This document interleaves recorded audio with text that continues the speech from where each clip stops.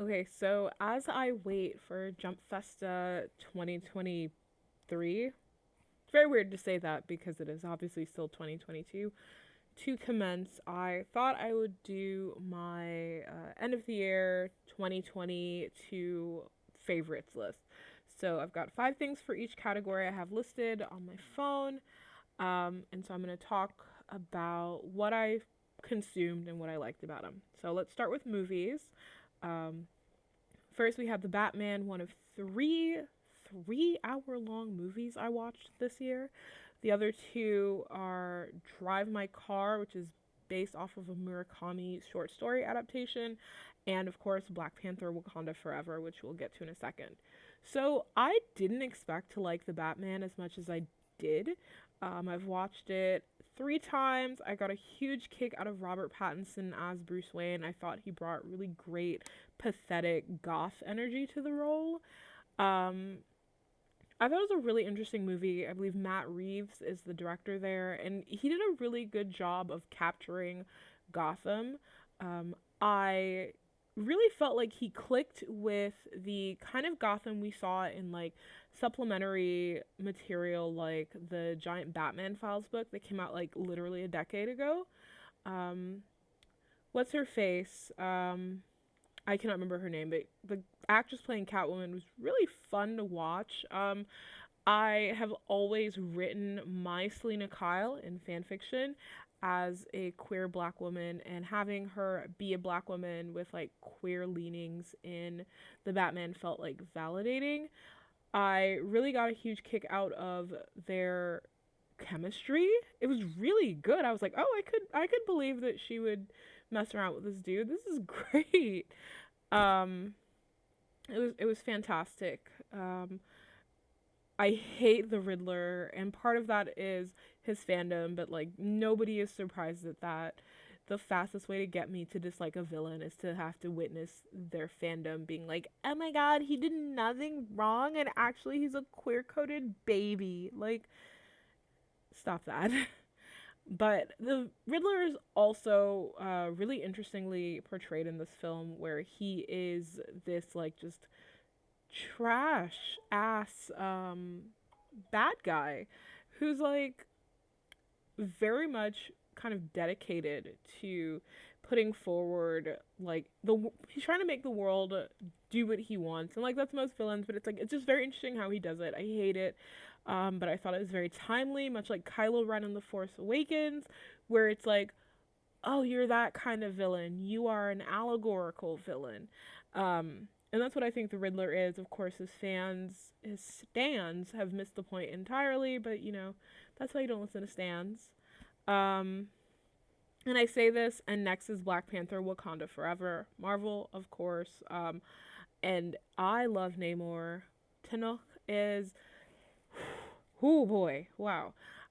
I will be talking more about this closer to the home video release, but I will say watching Black Panther shortly after losing a parent is really fucking difficult.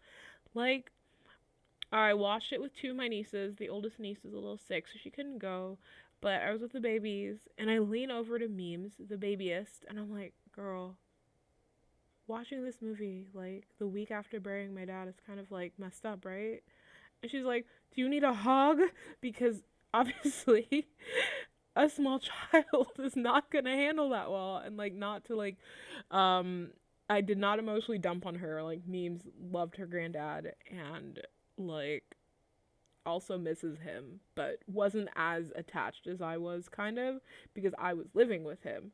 But yeah, aside from that, I thought that Black Panther Wakanda Forever was really good. It course corrected on some parts that I didn't like with the original Black Panther film, and then the Wakandans' appearances in other films and TV shows. So it course corrected on that part. I really hate Bilbo Baggins in this show, in this film. He's once again playing the FBI agent or CIA agent. I don't care. I really don't care. And there's now a connection between him and the a female antagonist in Falcon and the Winter Soldier, who will go on to be a major villain and architect of like just terrible things in the future of the Marvel Cinematic Universe. And I was just like, I don't really have time for this. I don't really care. I would like this to be done. I mean, like, I was fed up. I didn't like him in the first Black Panther movie. I didn't like him in this one. Um, Martin Freeman. Yeah, I don't like him. I didn't even like him in Sherlock, a show I watched religiously because I loved Benedict Cumberbatch.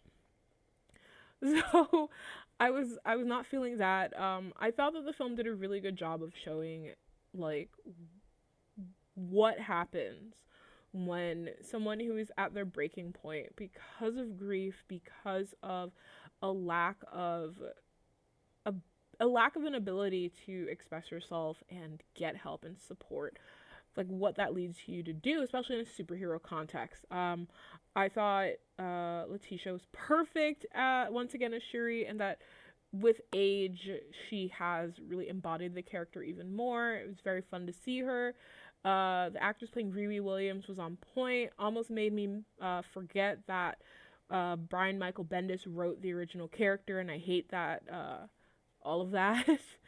um, so that almost made me forget that. I loved the Dora Milaje and their evolution. I thought that this really adapted the storyline in the comics with Namor going after Wakanda really well, and like incorporated that into the MCU.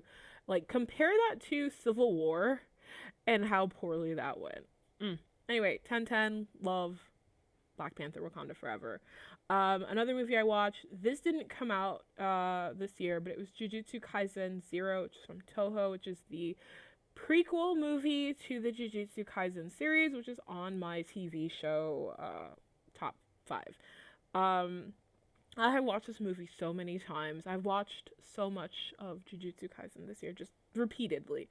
And like Black Panther, it is really really good about grief and healing and what you do to keep the people alive in your memory and what happens when you have to let that memory go. And I thought it was just incredible. I loved seeing the characters as not babies but like younger, because I watched the show first. So I saw like Maki and Inumaki, and Panda doesn't really age, but whatever. Like I saw them as like established second years who had already triumphed past the events of the first movie and so seeing them as basically freshmen, with hair triggers or like really like not necessarily unearned confidence, I was like, oh. And then Yuta, that's my son. Like, if I had watched this movie first, I would have imprinted on him instead of Junpei, because I'm obsessed with Junpei, and we'll talk about that more in a second. This movie was just so good. Like, I felt a lot of things. I watched it with BTS and Eastling. We watched it in the morning, and I think a highlight of watching this film for me was near the climactic fight between the sorcerers and the curses. Nanami, who is the blonde haired dude that everybody's like, he's white, and I'm like, please stop. But that guy, he proceeds to like, I think he gets the record for black flashes, which is a thing that you find out about in the show. But like, he takes his, like, he like loosens his tie, wraps around his hand, and I'm sitting next to BTS Niesling, and she goes, he's old.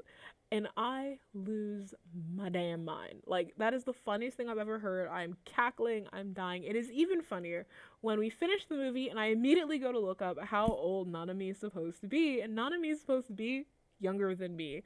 So that was great. That was fantastic. I really love this movie, and it kind of reinforced that I was going to be a fan of this series. Like, I'm reading the manga, and I have a really ridiculous amount of Suguru Geto figures, but whatever. Next is Love and Leashes, which is on Netflix. It's based off of a webtoon, which you can read on the webtoon Naver app with the green logo.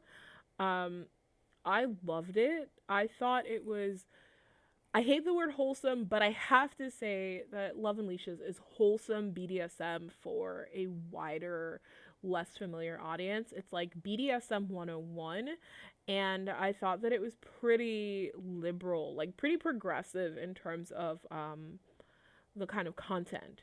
Like, people who are judgmental of the main characters who are into BDSM are not good people. Like, there is no point where you're like, well, we're tolerating you because you do good work.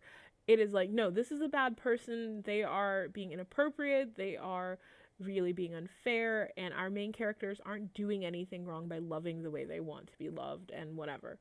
And so I thought it was really good. The dub, which I had to watch at one point because I was working and putting together a bookcase, one of the bookcases in the background, which I then broke. There was like a giant hole in that bookcase, that one, because I was like so intense. I was hammering angrily and I punctured like a giant hole in it. Uh, but I loved it. I thought it was really cute. I think it's been licensed, so I'll read the webtoon once it's out in print because I really like doing that now. And I don't know. I thought it was really nice compared to the other BDSM webtoons I've read, like Sadistic Beauty or what is it, Secret something on Legend. Both of them are on Legend comics, and they're both explicit, and they involve like risk aware consensual kink more than negotiated kink. So I don't know. I thought the Love and Leashes was really cute. I love the acting of the male lead. He was very puppyish and very cute. Female lead was great. I feel like she's in Girls' Generation or was in Girls' Generation, but I'm actually not sure. I will get to watch it again just to make sure. And finally, for my top five is Turning Red, which kind of should be obvious because I got a huge kick out of it. It felt very fanishly familiar. Once again, like the only low point I really had was with fandom's response to it, where it was like really obnoxiously like, well, we were in fandom, blah blah blah blah blah, and it was like, please just watch this children's movie and calm down. Like, there was like, May's a pro shipper, and it's like she's like 12 in 2002, 2001. Like, calm down. But I understand why people kind of linked her to their ongoing fandom, whatever, because this was a very relatable movie. Like, my mom was similar and different from Mei Mei's mom. Like, my mom threw away all my boys love manga when I was like 15, like Love Mode. What is it? Like In My King's Harem or something like that. Like, my good blue manga boys love, because she was like shocked and appalled that, they was hunching. And like, that does leave a mark on you. It makes you distrust your parent. It makes you not want to engage. And thankfully, like, I had my dad, like, so when I would talk to him and I would tell him stuff, he'd be like, yeah, whatever. Like, he was very chill about anything I was into. Like, I suspect he was not listening to me. But, it was better than my mom, who listened to me with the intent of fucking my shit up. But I felt like a lot of May's struggle was very relatable, and her growth, and it was just all just really good. Like, I watched it with my nieces, like the niecelings separately, and I was like, yeah, there was this time when your nana did blank, and they were like, oh, that's not a funny story, and I was like, it kind of is. So yeah, Turning Red, one of my top 2022 films. Who would have thought? Except, duh.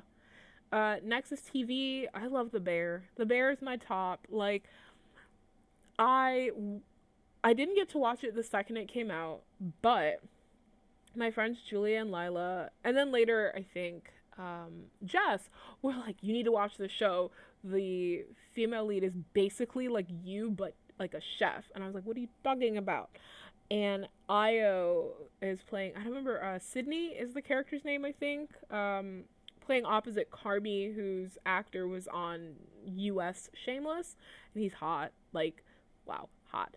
But I was like, wow, no, she is absolutely like me, and I want to interview her.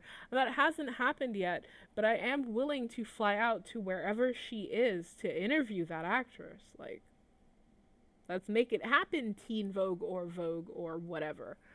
Um, and I thought The Bear was just really incredible. Like, a lot of the things I watched across the year dealt with like grief and healing, like from like addiction or from trauma or whatever. And I really appreciated The Bear and how it put like it was just so realistic. I've watched like food related shows like Business Proposal, which could have been on my list, but I was like, eh.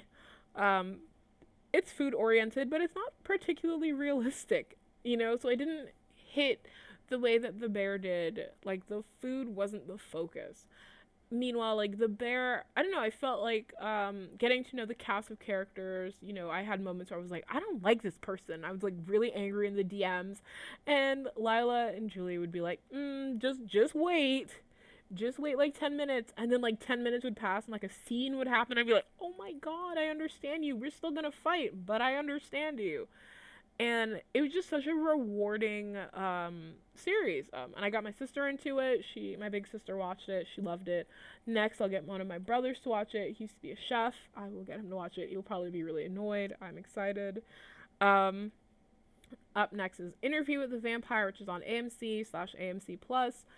I grew up reading the Vampire Chronicles series. I got my first copy of Interview with the Vampire from a bookstore that is no longer in business 20 years ago, and I saw the movie. I didn't see Interview with the Vampire in English until I was about 17. I honestly had only seen it in Spanish up until that point. I'm not sure why, but it was the same with Jay and Silent Bob Strike Back. Like, those were the only movies I'd ever seen just entirely in Spanish. And I loved Lestat. I was mildly annoyed with Louis, but like he was pretty and sad, and I love a pathetic man. So like, duh. Seeing this new take on the characters. Louis is played by Jacob Anderson, who was Grey Worm on Game of Thrones, and so you have a race bent Louis, which is something they planned kind of from the beginning of the preparation process.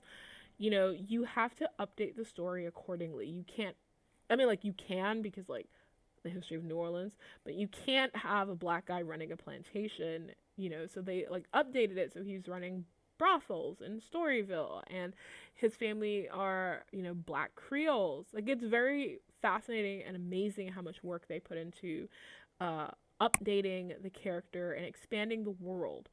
Claudia is also black, which I think is incredible. She's also older than she should be, of course, because we're never gonna get a baby doll vampire. For obvious reasons, you can't do that. You can't get a child to play that role. And I don't know, I just really loved it. I have to finish the last episode. Like, I was almost done. I didn't finish it because I got stressed out. I also hate endings, so I never watch like the end of things anyway. So I do need to fix that. But it was incredible. I really loved seeing Lestat at his Lestatiest. Like, I was like, Sam Reed is an incredible Lestat. He has the vibe. He is so fucking annoying. That Lestat is so annoying. I was like, I need to hit him with a car. I need to hit him with a car. I was so annoyed, but like fully in this fond way where I know that hitting him in the car wouldn't hurt him. It was fantastic. Next is Jujutsu Kaisen, which is it's everywhere. So I have watched it so far, on Crunchyroll in Japanese and English, on HBO in Japanese, and on Funimation in Japanese. Like, I literally keep moving to different platforms to watch it from the beginning. And, part of that is because I got into it right before my dad died. Like, literally, I think weeks before he died.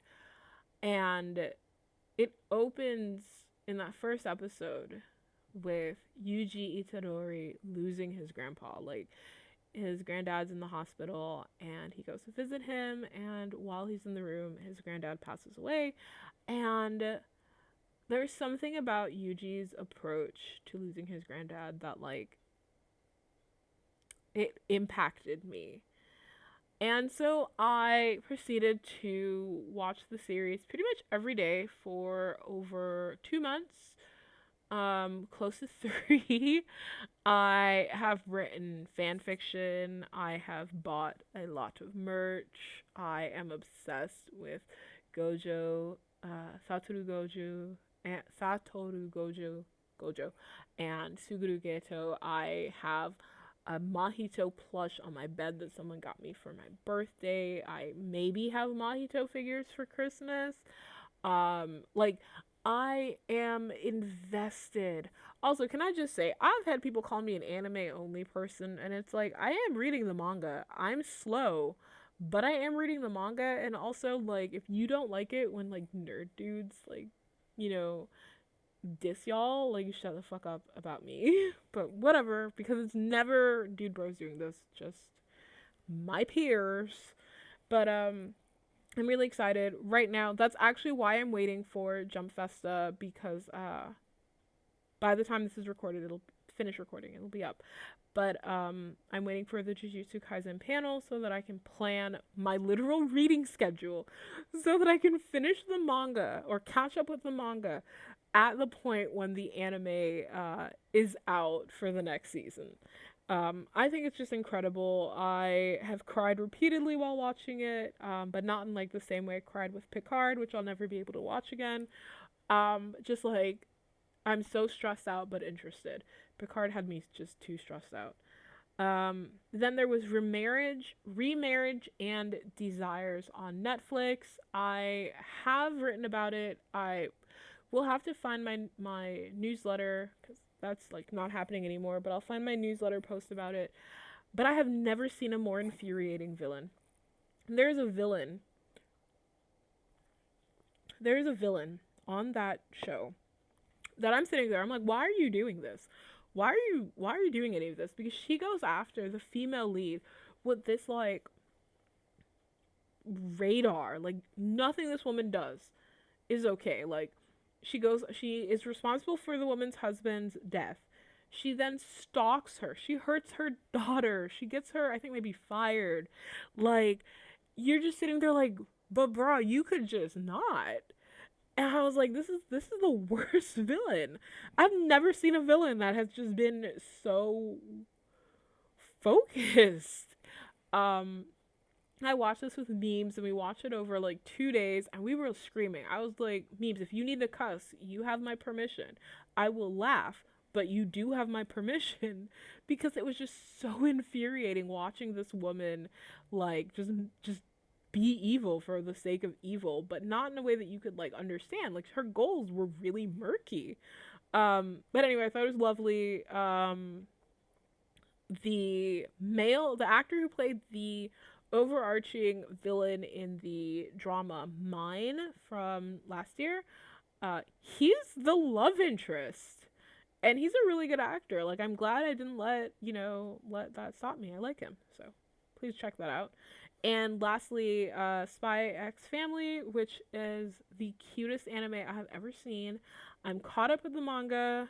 I love it deeply.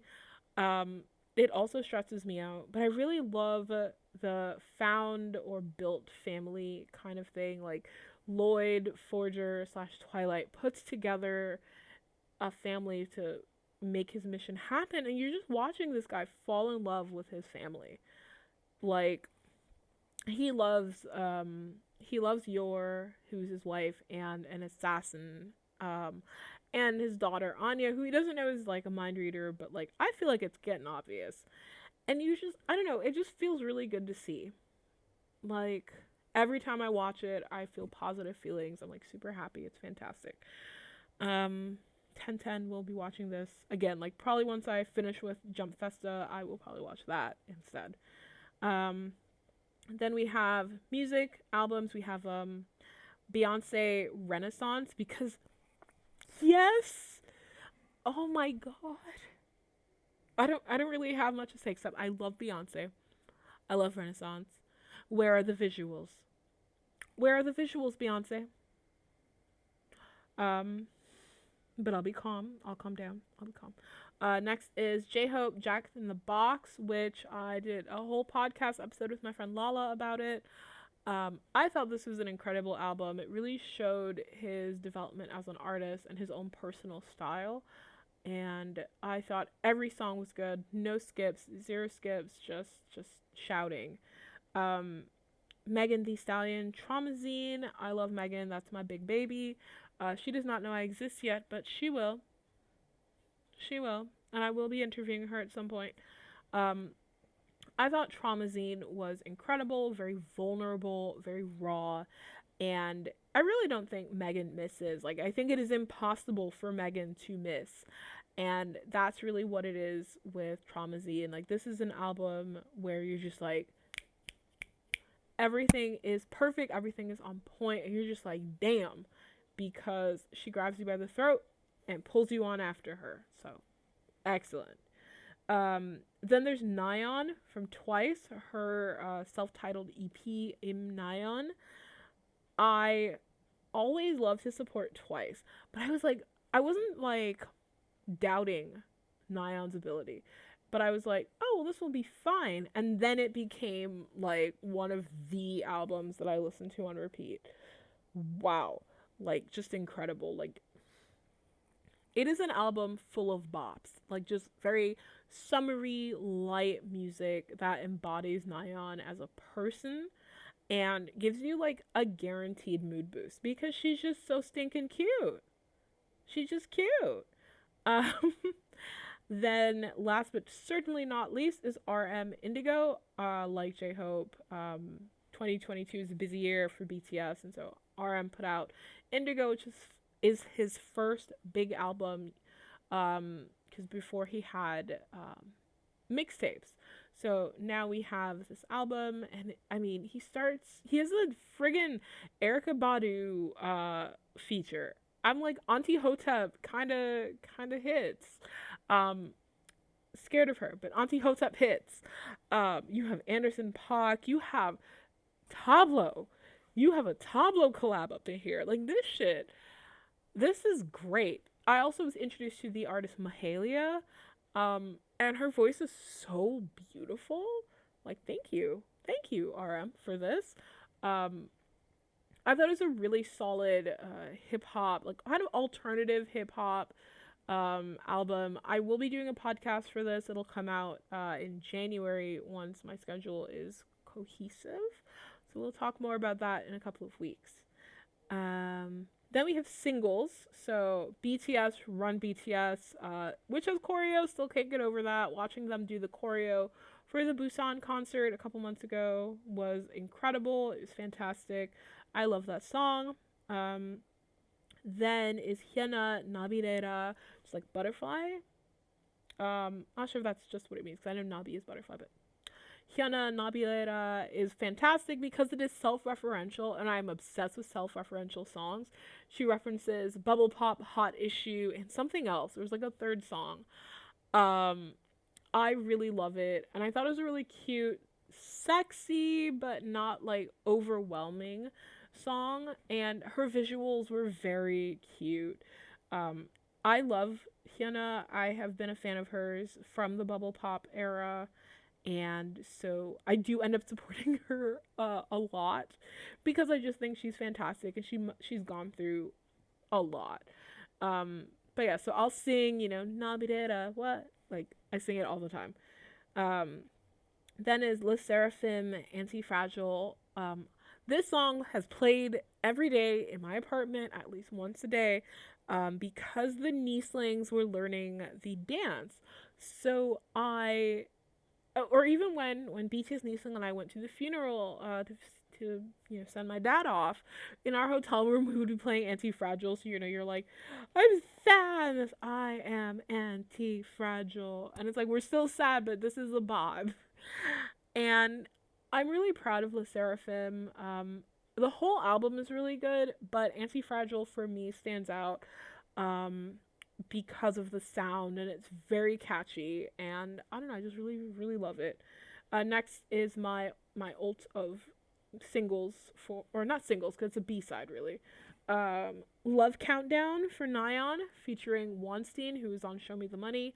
You can read more about my Love Countdown thoughts in Teen Vogue's 2022 list of best K-pop, because that's the song I chose. And finally, New Jeans Hype Boy. Like, I wasn't gonna get into Hype Boy because I don't actually like fetus groups. So like, I wasn't vibing with Le Sserafim before they kind of leveled up a little with this latest release. And then New Jeans is Hybe's baby group. Like, these are actually children. I think Memes is older than one of the members, maybe. I'm not entirely sure how old Memes is though, so could be wrong. But Hype Boy was just incredible. I love seeing it. My nieces are like, look, I don't actually know what you're doing because that doesn't really sound like it. And I'm just belting, cause and I'm like, and they're just so annoyed with me. Um, I love it. And I'm rooting for New Jeans, and I hope that they're surrounded by good people who can help them grow and keep them safe. And yes, and I'm glad that they've apparently gotten a lot of money. Like, they got paid 2 months into their contract, which is like wild. Then we have for the next up on my list are books. So next we have Judas Complex by Sun M, who's the writer behind Animal Heads, which is hosted on Tapas, the webtoon app, and you can, I think, get it in print. I want to say next year, not sure. Do not quote me on that. It is so good. It is like queer wolf, dark horror. I really want more in this universe. I have posted about it, I think, in my newsletter. I'll migrate everything from my newsletter to my website as soon as possible. But it is so good, y'all. I just cannot get over how good that is. Next is My Next Life as a Villainess, All Roads Lead to Doom by Satoru Yamaguchi. It is so cute. That is the cutest. Like, I know that everybody who hears me talk about villainesses is like, of course Stitch likes villainesses. Of course. Because that's all I talk about liking. But All Roads Lead to Doom, all of the My Next Life as a Villainess stuff is really cute. Like, the main character is really relatable. She's like an airhead with a heart of gold, and all of the characters that are supposed to hate her come to love her because she's just like really sweet and gormless. Like, she doesn't lie, she can't lie. She's just very full of protective energy towards her friends, and it is so cute. I love reading the manga, and I started the light novel, even though it is the exact same as the freaking manga. So I wanted to read it though. Then is On and Off by A1, which is published from Tokyo Pop, and I need to recommend this book because it has the largest fully uncensored human eggplant that I have seen in a manga ever. The largest eggplant I have seen in a manga ever is in Ryo Suzuki's Mad K Volume 1, because that is monstrous. But in A1's On and Off, which was originally a webtoon on Tappy Tunes, I believe, on the website, not the app. So in On and Off, you have a young Twinkie character who becomes like the project manager of a group of like clearly neurodivergent game designers. And he catches the eye of the company's CEO, who they have like a one night stand, but then they just keep at it. And I don't know, it's just so unexpectedly cute. Like, it is steamy, it is sexy, and then I really think that the characters have a cute relationship as it develops. Then is The Very Secret Society of Irregular Witches by Sangha Madonna. I wrote this, and I don't actually know if I wrote that right, so I will correct myself in the comments. If you like contemporary fantasy, found families, miscommunication, diverse cast, this is it. I thought this was an incredible book. I did a thread where I basically, and the author saw, but I did a thread and it was basically me going, oh, I like the male lead. No, I hate the male lead. Oh, I love the male lead. I'm going to shove the male lead into a wood chipper. Oh, no, they should get married. Because you get so much emotional whiplash from the characters as they interact with each other. And I don't know, I really loved it. I thought it was really cute. It has bittersweet near ending, but the ending itself is really lovely, and I'm rooting for all of these characters. And finally is A Villainess for the Tyrant by Yu Iran. I listen to this audiobook every night before I go to sleep. I'm currently reading the webtoon, like right now. But I have the first 3 volumes of this. It's available on Amazon. And this is hilarious. Like, this is really funny. It is not a transmigration or second chance. It's sort of. It is such a complex villainess novel that I cannot accurately describe it. But I will say, if you love a tyrant, if you love a jerk, if you love the villainess who gets her way and is really cute about it, like, start here. Start with this, you know? It is fantastic, and I love the characters, and I love the pitfalls they land in. Now let's talk about webtoons since we're kind of closing that one out on webtoons.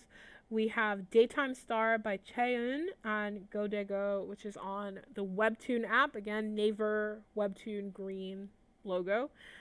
It is contemporary celebrity actor or actress romance. It is beautiful. Like, the art, wow. I didn't know you could do webtoon art like this. Like, it's gorgeous. It's about an actress who, despite being active in the business for 7 years, keeps getting passed up for opportunities. After her boyfriend dumps her to marry like a wealthy woman, she becomes like really stressed out, and the male lead, who is a much more established actor, sees her crying and kind of falls for her. And it's really about him trying to show her that she has what it takes to be an actress and be a star in her own right without anybody else getting in her way or helping her. Like, he gives her the boost of certain things, like you'll find out as you read, but he's really not responsible for her actual career trajectory. If she wasn't a good actress, she wouldn't get roles. I thought it was really beautiful, and if you like extreme size difference, the male lead in this is massive. I'm talking, think BJ Alex or Jinx in terms of like giant dude.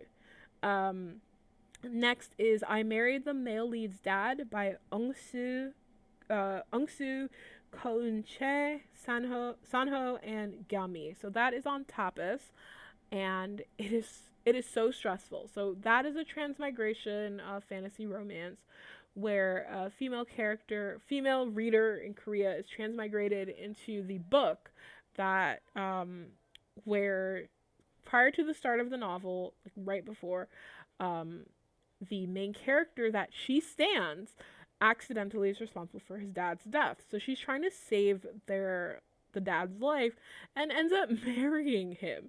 And so it's like a marriage of in slash convenience. And I don't know, it's just so cute. Like, it's super stressful. Like, I had to take a break from reading it a couple weeks ago because I was like, I don't know what's happening and I'm going to fight somebody. Because it's about reincarnation, the cycle of death, the cycle of sin. And that's like too much for me right now. And I don't know, it's really good. Like, if you have a Tapas account, go and read it. Um, Next is Justice for the Villainess by Studio 107. That is on the Manta app. Um, I love revenge. I love revenge. This is a revenge villainess revenge webtoon, and I love a book where you're like, oh well, they're telling you why the character did the bad thing. Dot dot dot. I do not care. Like, the main character finds out, like, yeah, the reason why this person did this thing is because they were experiencing, like, xenophobia and it made them feel inferior. And she's like, okay, but you didn't have to, break parts of my body to deal with that. Pow. So I don't know. It's just really good. It is so satisfying. We're not even close to the halfway point, I don't think. But it updates regularly. I think we're about to hit season two's end. I'm not sure. I feel like we're about to hit season two's end, but I'm not sure. It is incredible. I love the art. I love the characterization, and I need her to win. Um, Then is Byung-duk's Painter of the Night, which is a boys love boys love erotic historical webtoon set in the Joseon era. It's hosted on Lejin Comics. It's incredible. I love the art. I love Byung-duk's art. It's beautiful. I'm really always mad that I keep missing out on merch. All I have in merch are like little planner stickers that I'm like scared to use because I'm like they're so good. But it's about a mad noble, mad in air quotes, noble who can't get his eggplant to grow without witnessing, without, I guess, like both voyeurism and art, like erotic art being done. And so he hunts down the artist who's like really cute, like he's a baby, and basically coerces this guy into drawing him all sexy like, and then like they have instant erotic chemistry, but then it like elevates to a relationship, and it's so good. Like if you like historical K dramas, you should probably read this. Just not when any parents or children are around. Um, and finally is The Remarried Empress by Heer Lee. That's also on Webtoon. Again, Naver, Green App. Webtoon Naver, Green App. Easily, this is my favorite webtoon of 2022, in part because it has given me a foundation for a theoretical approach to a specific kind of character that is like built to inspire misogyny from the reader. In The Remarried Empress, you are introduced to the Empress. I think her name is Navier, and she is married to the Emperor, who she's known since she was a child. Like they were best friends, they were sweethearts. She's always been in love with him, but he does not appear to be in love with her. So he brings back this former slave named Rashta. And everybody, the first time I tweeted about this or put it on TikTok, people were like, no, Trashta. We call her Trashta. And he is Sovi shit. Like, whoop, whoop. And Sovi shit, well, Sovi Shu, he takes this woman into his house and basically treats her in a way that he's never treated Navier.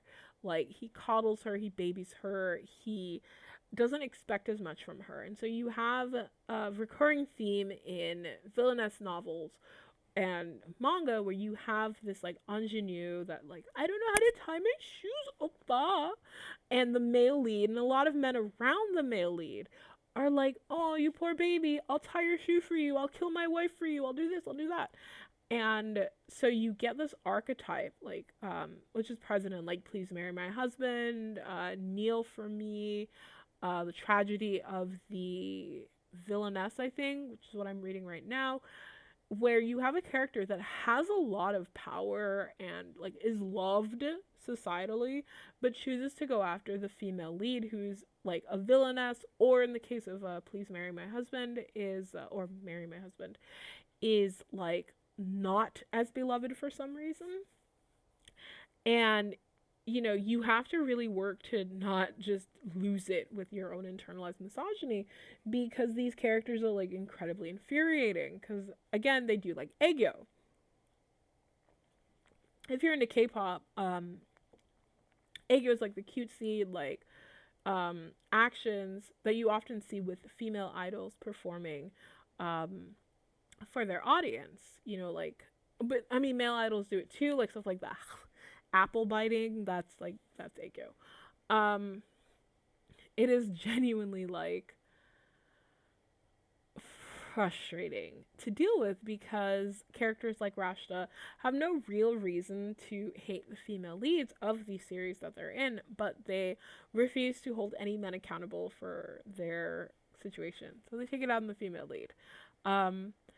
Beyond that, I've read a lot, so I don't know what Twitter is doing in terms of being a thing we can use, but across 2023, I will be posting more about what I read and how I felt about it, and like different media I consume across the year. So thank you for sticking with me. Thank you for subscribing to me, even though I forgot I had a YouTube channel and did not update it all year. Sorry. And I will return with more content across the year. But thank you for subscribing, and being super cool about the fact that I don't remember that this thing exists. Please feel free to tell me in the comments what you read across 2022, what you watched, what you liked, how you feel about what I consumed. And if you follow me on Dreamwith, check out Dreamwith in a couple of weeks for my spicy 2022 list, because literally one of the things I liked, I don't think I can say on YouTube. Um, I don't know if it will trigger anything. It's like fine. I paid money for it on like DL site. Like it's fine. It's just like really weird, and I think the words are yikes. Bye.